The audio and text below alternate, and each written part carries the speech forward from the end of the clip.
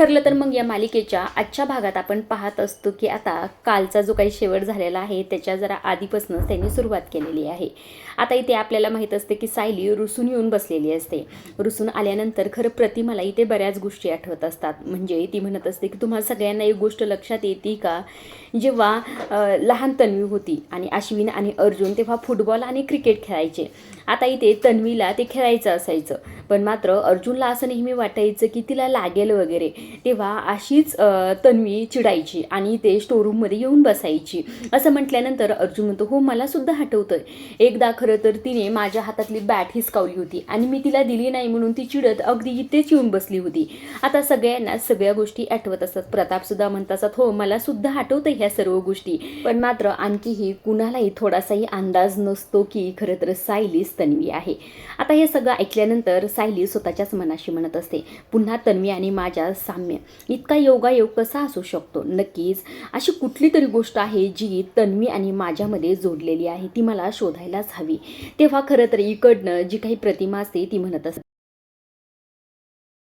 मी म्हणते ना सगळ्यांना, बहुतेक तन्वीच तुझ्या पोटी परत येणार आहे म्हणून हे सगळे लक्षणं तुझ्यात दिसत आहेत। असं म्हटल्यानंतर खरं इथे अस्मिता असते, ती म्हणत असते, बरं झालं ना सगळे रुसवा फुगवे, चला बरं आता चला, खूप गरमी व्हायला लागली। असं म्हटल्यानंतर सगळेजण इथे बाहेर आलेले असतात। आल्याबरोबर इथे प्रतिमा म्हणत असते, ह्या सगळ्या गोंधळात खरं एक गोष्ट मी विचारायचीच विसरून गेले, सायली तू थोड्या दिवसासाठी आमच्या घरी येतेस का गं? म्हणजे माहेरपणाला असं समज, पण माझी खूप इच्छा आहे गं तू माझ्याकडे यावं म्हणून, आणि रविराज तर फार खुश होतील। असं इथे प्रतिमाने म्हटल्यानंतर सायलीला तर फार आनंद झालेला असतो, मात्र इथे अर्जुनचा चेहरा पडलेला असतो बरं का। तेव्हा खरं तर इकडनं कल्पना म्हणत असते, हो प्रतिमा आमच्याशी बोलली आहे आणि आम्हालाही तसंच वाटतंय की तू थोड्या दिवसासाठी त्यांच्या घरी जाऊन राहावं, तुला सुद्धा थोडा बदल असायला हवा ना। असं म्हटल्यानंतर खरं इथे अर्जुनला टेन्शन आलेलं असतं। अर्जुन म्हणतो असं, थोडे दिवस म्हणजे नेमकं किती दिवस? तेव्हा खरं तर अस्मिता म्हणत असते, अरे बापरे, हा आतापासूनच स्वतःच्या बायकोला मिस करायला लागले, काय चाललंय तुझं? त्यावर खरं तर इकडनं अर्जुन म्हणतो असं, एखादा दिवस असेल तर ठीक आहे, पण त्यापेक्षा जास्त दिवस नको। त्यावर खरं इथे प्रताप म्हणत असं, अरे काय चाललंय अर्जुन, एखादा दिवसला काय म्हणजे जाण्या येण्यातच फजिती व्हायची, अरे राहू दे ना जरा 10-15 दिवस, हो का नाही? असं म्हटल्यानंतर आता इथे अर्जुनला फार टेन्शन आलेलंच बरं का। त्यावर खरं इकडनं अश्विन सुद्धा म्हणत, ही चांगली आयडिया, म्हणजे सायली वहिनीला ह्या दिवसात जरा चेंज तरी मिळेल। आता खरं तर अर्जुन म्हणतो असतो, हो का चेंज, पण 7-8 दिवस जरा जास्तच होतंय ना। तेव्हा इथे इशाराने हळूच आता सायली म्हणत असे, अहो राहू द्या ना, मला जाऊ द्या ना। आता सायली असं म्हटल्यानंतर अर्जुन एकही शब्द बोलत नाही, म्हणत असं, बरं ठीक आहे जा बायको। आता अर्जुनची ही अवस्था पाहून सगळ्यांनाच त्याच्यावर हसायला येत असतं बरं का। तेव्हा इथे सायली म्हणत असते, प्रतिमा त्या खरं तर मला तुमच्या घरी येऊन राहायला फार बरं वाटणार आहे, आणि असंही सगळेजण तुम्ही येऊन जाऊन असतालच ना, हो का नाही? असं म्हटल्यानंतर अर्जुन म्हणतो, हो हो असेल। तेव्हा इथे सायली म्हणत असते, पण मला ना उद्या कोर्टात जायचं आहे। त्यावर इथे अर्जुन म्हणत असतो, बायको तू टेन्शन घेऊ नको, हेअरिंग नंतर मी तुला सोडेल प्रतिमा आत्याच्या घरी। आता इथे प्रतिमा आत्या म्हणत असं, बरं ठीक आहे मी निघत्या, तयारी करायला हवी का नको सायली घरी यायची म्हटल्यानंतर? असं म्हणून आता प्रतिमा आत्या तिथून निघून गेलेले असतात। आता सायली स्वतःच्याच मनाशी विचार करत असत, कदाचित त्या घरी राहून मला तन्वीबद्दल आणखी काही गोष्टी कळतील, तिच्या माझ्यात नेमकं काय नातं आहे ही गोष्ट सुद्धा कळेल, असं इथे सायली स्वतःच्याच मनाशी म्हणत असते। इकडे दुसऱ्या बाजूला कोर्टाचा सीन दाखवलेला आहे। आता जज साहेब वगैरे सर्वजण आलेले असतात आणि हेअरिंगला सुरुवात करा असं म्हटलेले असतात। तेव्हा खरं तर सुरुवातीला सचिनचा जो काही वकील असतो, जाधव वकील, तो इथे उभा राहिलेला असतो आणि तो म्हणत असतो की मला सायली सुभेदार यांना काही प्रश्न विचारायचे आहेत। असं म्हटल्यानंतर सायली आता त्या कटघऱ्यात येऊन उभा राहिलेली असते। कटघऱ्यात उभा राहिल्यानंतर आता ते वकील म्हणत असतात की सचिन दीक्षित यांनी जो काही ते आपल्याला व्हिडिओ दाखवलेला आहे जज साहेबांसमोर, तो इथे सुरुवातीला लावला जावा। तर असं म्हटल्यानंतर आता स्क्रीनवर सायली जे काही बोललेली असतं तो इथे व्हिडिओ लावलेला असतो। आता सायली त्या व्हिडिओमध्ये म्हणत असते, तुमचा घटस्फोट होतं ही गोष्ट साजरी करण्यासारखीच आहे, त्यामुळे आम्हाला सर्वांनाच फार आनंद होतोय। आता तर मला असं वाटतंय की या सचिनला अजिबातच सोडवायचं नाही, याच्याकडनं इतकी पोटगी घ्यायची की बाळाला कधीच कोणत्याही गोष्टीची कमी पडता कामा नाही, असंही ते सायली त्या व्हिडिओमध्ये म्हटलेली असते आणि सचिनने हा व्हिडिओ काढलेला असतो बरं का। आता जो काही सचिनचा वकील असतो तो इथे सायलीला म्हणत असतो, या व्हिडिओमध्ये जी काही व्यक्ती आहे ती तुम्हीच आहेत का? असं म्हटल्यानंतर सायली म्हणते, हो मीच आहे। त्यावर तो वकील म्हणतो, तुम्हाला असं का वाटतं की तुमच्या नंदेचं घर मोडावं, त्यांचा संसार मोडावं? तुम्हाला यात काय मिळणार आहे असं म्हटल्यानंतर इथे सायली म्हणत असते, माझ्या नंदेचा नवरा तिला वारंवार फसवत होता आणि अशा नवऱ्यापासून सुटका करून घेण्यातच फायदा असतो, हो का नाही? असं म्हटल्यानंतर तो वकील म्हणत असतो, तुम्ही एवढं खात्रीपूर्वक कसं काय सांगू शकतो की तो तिला फसवत होता? त्यावर इथे सायली म्हणत असे, मी स्वतः माझ्या डोळ्यांनी सचिनला त्या साक्षी शिर्के बरोबर बोललेला आहे आणि त्या संदर्भाचा व्हिडिओसुद्धा अर्जुन सुभेदार यांनी कोर्टात सादर केलेला आहे, तुम्ही तो पाहितला नाही का? त्यावर खरं इथे जो काही वकील असतो तो म्हणतो, त्यानंतर खरं तर माझ्या अशिलाने त्या प्रेम प्रकरणाबद्दल कबुली सुद्धा दिली आणि तो मनापासून हे नातं टिकवण्याचा प्रयत्न करत आहे, तरीसुद्धा तुम्ही तुमच्या नंदेच्या नवऱ्यावर आरोप करताय. तुम्हाला असं वाटत नाही का की त्या दोघांच्या घटस्फोटाला तुम्ही कारणीभूत आहात? असं त्या वकिलांनी म्हटल्यानंतर खरं इथे सायलीला धक्का बसलेला असतो. पण सायली छान उत्तर देते बरं का, पुढे ते पाहतच राहा. मात्र इकडे कल्पनाला फार वाईट वाटत असतं. कल्पना म्हणत असते की ह्या सर्व गोष्टीला सामोरे खरं तर इथे सायलीला या अवस्थेत जावं लागतं, या सर्व गोष्टीमुळे तिला त्रास होऊ नये म्हणजे झालं, असं इथे कल्पना प्रतापला म्हणत असते. इकडे सायली सडेतोड त्या वकिलाला आता उत्तर देते. ती म्हणत असते, कबुली दिली, माफी मागितली, तरीसुद्धा फसवणूक केली हे सत्य तर उरतंच ना, आणि माफी मागण्याचा अर्थ असा असतो की ती चूक परत परत करू नये. मात्र या सचिन दीक्षितने ती परत परत चूक केली आणि त्या साक्षी शिर्केला परत परत भेटत राहिला, तिच्याशी आणखी सुद्धा संबंध ठेवत राहिला. आणि एवढंच नाही तर साक्षी शिर्केच्या वडिलांना म्हणजेच मेहपत शिर्केला जेलमधून सोडवण्यासाठी तो धडपड करत राहिला. मग याचा अर्थ काय समजायचा? म्हणजे त्यांचं आणखी सुद्धा नातं सुरूच आहे असं इथे सायली म्हणत. त्यावर तो वकील म्हणत असतो, आता एखादी बायको जर त्याच्या नवऱ्याशी असं वागत असेल तर एखाद्या मुलीशी मैत्री केली तर काय हरकत आहे? असं म्हटल्यानंतर सायली म्हणते, हो हरकतच आहे की. अहो त्या साक्षी शिर्केशी त्यांची फक्त मैत्री नव्हती, प्रेम प्रकरण होतं आणि हे तुम्हाला बोलताना काहीच कसं वाटत नाही. कितीही नवऱ्याने छळलं, त्रास दिला तरी ते सहन कर असं सांगणारं आमचं कुटुंब नाहीच. आणि अस्मिता माझी नणंद कमी आणि माझी मैत्री जास्त, त्यामुळे तिच्या पाठीशी मी खंबीरपणे उभा राहणारच. ह्याला भडकवणं नाही तर तिच्या पाठीशी ठामपणे उभा राहणं असं होतं. असंही ते सायलीने खरं तर त्या वकिलाला छान उत्तर दिलेलं असतं बरं का. त्या वकिलाला खरं तर सायलीने सडेतोड उत्तर दिल्यामुळे आता वकील आता शांत बसलेला असतो. तोही तेजस साहेबांना म्हणत असतो, मला खरं तर आता सायली सुभेदार यांना एकही प्रश्न विचारायचा नाही, मला आता अस्मिता दीक्षित यांना काही प्रश्न विचारायचे आहेत. असं म्हटल्यानंतर सायली आता त्या कटघऱ्यातून बाहेर येते आणि अस्मिता त्या कटघऱ्यात उभा राहत असते. तेव्हा तो सचिनचा वकील ते अस्मिताला म्हणत असतो, तुम्ही तुमच्या घरच्यांचा ऐकून घटस्फोट घेताय का? त्यावर अस्मिता म्हणते, नाही अजिबातच नाही, तो माझा स्वतःचा निर्णय आहे. त्यावर खरं तो वकील म्हणत असतो, का तुमचा हा निर्णय का आहे? त्यावर अस्मिता म्हणत असते, कारण की माझा नवरा मला सतत खोटं बोलायचा, मला खोटं बोलून त्या साक्षी शिर्केला भेटायला जात होता. तेव्हाच मी ठरवलं की याच्यापासून वेगळं राहायचं. पण मी तेव्हा सुद्धा घटस्फोटाचा विचार केला नव्हता. पण मी ज्याला भाऊ मानलं त्या चैतन्यवर खरं तर यांनी संशय घेतला, आमच्या नात्यावर संशय घेतला. मी लहानपणापासून त्याला भाऊ मानते, पण माझ्यावर संशय घेतल्यामुळे खरं तर मी तेव्हाच ठरवलं की या लग्नापासून वेगळं व्हायचं आणि घटस्फोट घ्यायचा, असंही ते अस्मिता म्हणत असते. त्यावर खरं तर इकडनं जो काही वकील असतो तो म्हणत असतो, तुम्हाला असं वाटत नाही का सचिन दीक्षितने जे काही अफेअर केलं त्याला कारणीभूत तुम्हीच आहात? असं हे फालतूचं जे काही ते कारण असतं ते वकिलांनी दिल्यानंतरही ते अर्जुनला फार राग आलेला असतो. अर्जुन चिडतो आणि म्हणत असतो, तुम्हाला कळतंय का तुम्ही काय बोलताय? तर कोणत्या बायकोला असं वाटतं की तिच्या नवऱ्याने अफेअर करावं म्हणून? असं म्हटल्यानंतर तो वकील जज साहेबाला म्हणत, मला प्रश्न विचारायचा पूर्ण अधिकार आहे, त्यामुळे खरं तर मला प्रश्न विचारून द्यावं. असं म्हटल्यानंतर आता जज साहेबांनी ते अर्जुनला शांत केलेलं असतं आणि खाली बसवलेलं असतं. त्यावर खरं तर इकडनं जो काही वकील असतो तो अस्मिताला म्हणत असतं, मिसेस अस्मिता दीक्षित, तुमचं लग्न झाल्यानंतर तुम्ही नेमकं कुठे राहत होता? म्हणजे माहेरी राहत होता का सासरी? त्यावर अस्मिता म्हणत असते की मी लग्न झाल्यानंतर काही दिवसासाठी माझ्या सासरीच राहत होते, म्हणजे माझ्या सासू सासऱ्याकडे, पण नंतर मी माझ्या माहेरी येऊन राहिले. त्यावर खरं वकील म्हणत असतो, खरं तर तुमचं माहेर आणि सासर पनवेलमध्येच आहे, तरीसुद्धा तुम्ही तुमच्या आईवडिलाकडे म्हणजे माहेरी का राहत होतात? म्हणजे तुम्ही तुमच्या सासऱ्यांची जिम्मेदारी कधीच घेतली नाही, त्यांना आपलंसं तुम्ही मानलंच नाही. तुमच्या लेकी तुमच्या नवऱ्याचे आईवडील तुमच्यासाठी काही महत्त्वाचे नव्हते, तुमच्या नवऱ्यावरच तुमचं प्रेम नव्हतं, म्हणूनच ह्या सर्व गोष्टी झालेल्या आहेत. त्यामुळेच तुमच्या नवऱ्याने बाहेर अफेअर केलं, असे फालतूचे आरोपी ते अस्मितावर खरं तर तो वकील करत असतो. त्यावर खरं अस्मिता म्हणत असते, सगळं खोटं आहे, मला मान्य आहे की मी लग्नानंतर माहेरी राहत होते, पण तरीसुद्धा मी सचिनच्या आईवडिलांच्या संपर्कात होते, त्यांना अधूनमधून भेटायला जायची आणि त्यांच्याशी फोनवर सुद्धा बोलायची. त्यामुळे हे आरोप पूर्णपणे तुमचे खोटे आहेत आणि सचिनवर माझं प्रेम नाही हे सुद्धा खोटं आहे, कारण की मी सचिनशिवाय दुसरं कोणत्याही व्यक्तीवर कधीही प्रेम केलेलं नाही, त्यामुळे सचिनला हा अधिकार कुणी दिला असं इथे अस्मिता म्हटल्यानंतर इथे वकील म्हणत असतो, तुम्ही आता असं दाखवताय की तुम्हाला सचिन आणि त्याच्या आईवडिलाची खूप काळजी आहे, मग तुम्ही त्याच्या आईवडिलांना का वृद्धाश्रममध्ये टाकलं. हे ऐकल्यानंतर खरं तर अस्मिताला धक्का बसलेला असतो आणि बाकी सगळ्यांना सुद्धा ते वाचण्यामध्ये काय मी त्याच्या आईवडिलाला वृद्धाश्रमामध्ये टाकलं आणि हे सगळं काही कधी झालं असंही ते अस्मिता म्हणत असते.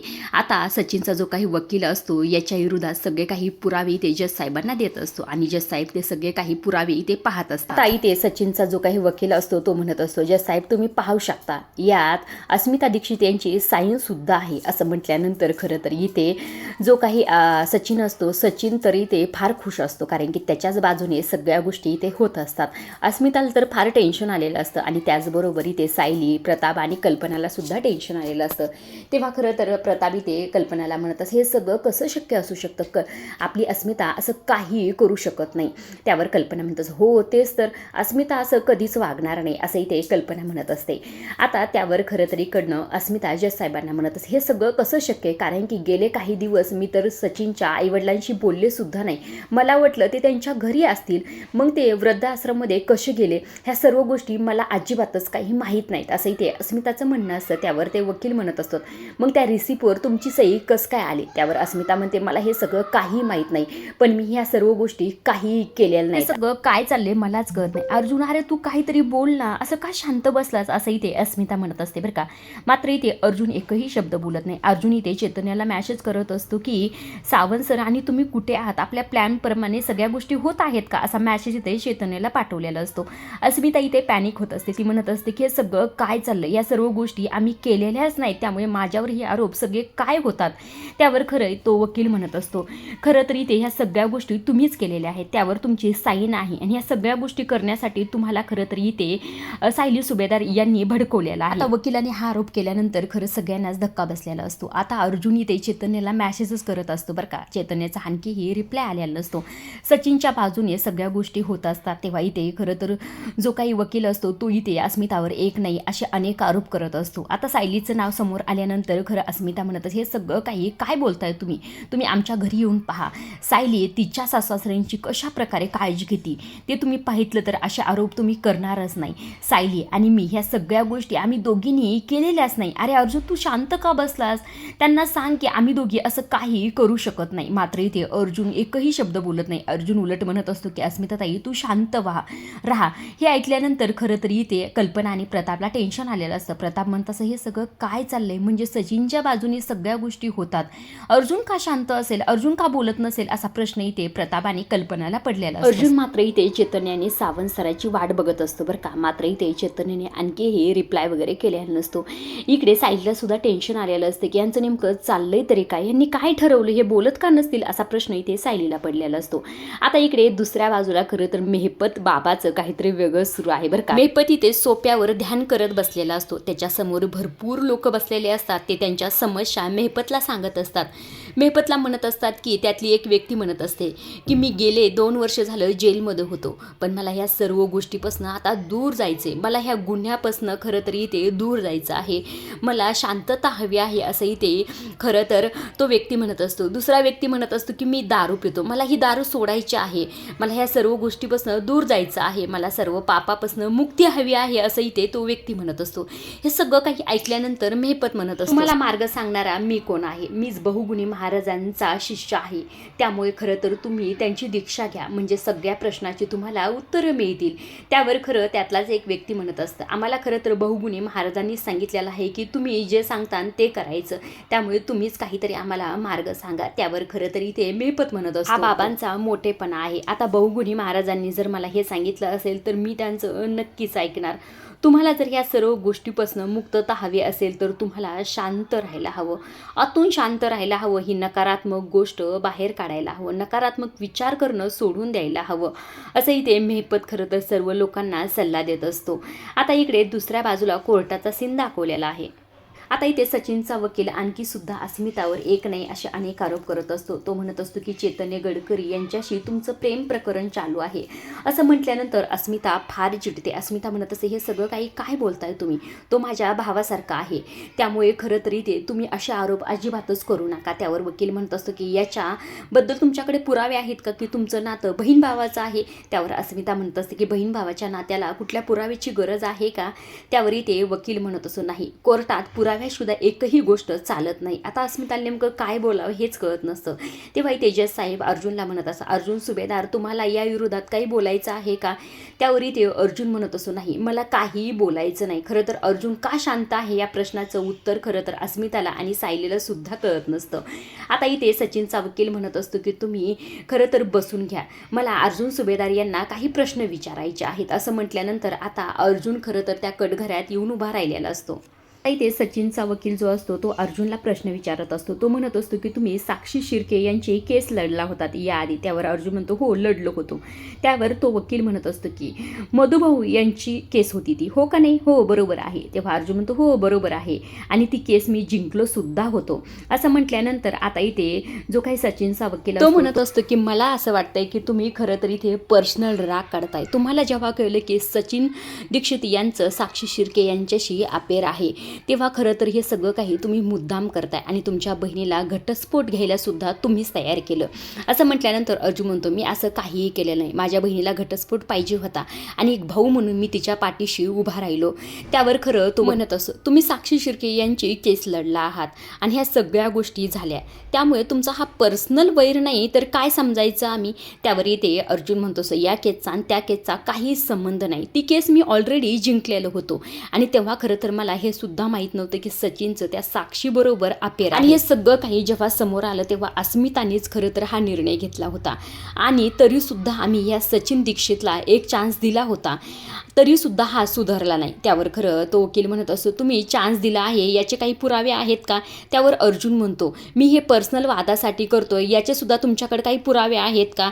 त्यावरही तेजस साहेब म्हणत असतात, तुम्ही जर हे पर्सनल वादासाठी करत असाल तर अर्जुन सुभेदार तुमची सनदसुद्धा जाऊ शकते, तुमच्या ही गोष्ट लक्षात येते का. त्यावर अर्जुन म्हणतो, हो, मला हे चांगलंच माहीत आहे, पण मी असं काही केलेलं नाही. तुम्ही खरं तरी ते माझ्यावर जे काही आरोप करता याचे काही पुरावे आहेत का. त्यावर तो वकील म्हणत असो, नाही, माझ्याकडे काही पुरावे नाहीत. आता जज साहेब म्हणत असतात की तुम्ही दोघे एकमेकावर जे काही आरोप करतायत त्याचे खरं तर तुमच्या दोघांकडेही पुरावे नाहीत असं म्हटल्यानंतर आता इथे सचिनचा जो वकील असतो तो शांत झालेला असतो आणि अर्जुनसुद्धा त्याच्या जागेवर जाऊन बसलेला असतो. आता खरं तर इकडे दुसऱ्या बाजूला आलेला आहे. मेहपत बाबा सगळ्यांना ज्ञान देण्याचं काम करत असतात. ते म्हणत असतात की तुम्हाला जर चांगलं वागायचं असेल, तुम्हाला जर वाईट सगळं सोडून द्यायचं असेल तर मी जे काही केलं ते तुम्हाला करावं लागेल. तुम्हाला आतून आनंदी राहायला हवं, उठा, नाचायला सुरुवात करा असंही ते मेहपत सगळ्यांना सांगत असतो. आता सगळेजण उठलेले असतात आणि ते मेहपत जसं सांगतो तसं सर्व गोष्टी ते करत असतात. आता इथे मेहपत म्हणत असतो, तुम्हाला जर आतून आनंदी राहायचं असेल तर तुमच्या मनातली नकारात्मक ऊर्जा तुम्हाला बाहेर काढावी लागेल, तरच तुमच्या मनातला राक्षस बाहेर येईल आणि तरच तुम्ही आतून आनंदी व्हाल, तरच तुम्ही दुसऱ्यांच्या भल्याचा विचार कराल असंही ते मेहपत सगळ्या लोकांना सांगत असतो. आता इकडे दुसऱ्या बाजूला सीन दाखवलेला आहे. आता अर्जुन खरं तरी ते काही बोलत नाही, त्याच्याकडे एकही पुरावा नसतो. त्यामुळे इथे सचिनचा वकील म्हणत असतो, मला नाही वाटत की अर्जुन सुभेदार यांच्याकडे काही बोलण्यासारखं राहिलेलं आहे, त्यामुळे लवकरात लवकर या घटस्फोटाचा निर्णय घेतला जावा. अस्मिता दीक्षित यांनी जो काही अर्ज केलेला आहे तो फेटाळला जावा आणि त्यांनी हे सगळं घरच्यांच्या सांगण्यावरून केलेलं आहे हे सुद्धा तेवढंच खरं आहे आणि ह्या सर्व गोष्टी केल्यामुळे खरं तर त्यांच्यावर दंडसुद्धा आकारला जावा असंही ते सचिनच्या वकिलाचं म्हणणं. आता आजच्या भागात तर जज साहेबांनी काही निर्णय घेतलेला नाही. आता पुढील भाग फार इंटरेस्टिंग आहे कारण की अर्जुन असा काहीतरी पुरावा दाखवणार आहे, त्यामुळे सगळ्या केसची काळापालट होणार आहे. आजच्या पुरतं एवढंच. अशा डेली मालिकेच्या अपडेट जर तुम्हाला जाणून घ्यायला आवडत असतील तर आपल्या चॅनलला जरूर सबस्क्राईब करा आणि तोपर्यंत पाहत राहा. ठरलं तर मग धन्यवाद.